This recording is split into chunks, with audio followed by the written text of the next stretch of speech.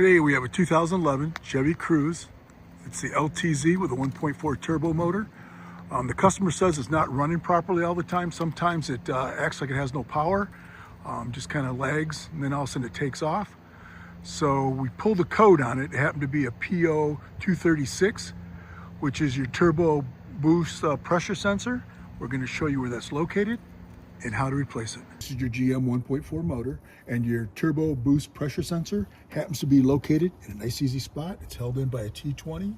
Now all we have to do is pull this off. And if this isn't working right, your car might go into limp mode. It doesn't run properly because the turbo is not getting the proper information. So we got to take that baby off. And if you do replace it with a factory item or whatever it is here. This happens to be a Bosch. I'd replace it with something like that. First thing you got to do is start by pushing down on this right here. Pull that off to the side. And this is a T20. Pull that out. Make sure you don't drop the screw.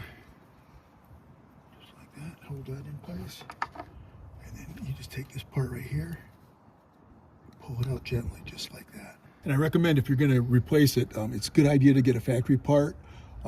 Aftermarket, you're not sure how it's going to work and you don't want your turbo messing up, so then it wouldn't perform properly.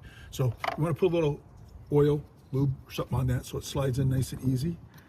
Just push it down gently. It snaps into place. Replace your little 20. Screw in there, 20 Torx. Tighten that baby up. Last thing you gotta do is clip this in place. And hopefully you hear it click. Just like that right there. So if somebody tells you your turbo boost pressure sensor's off, it sounds like it's terrible. It's easy to replace.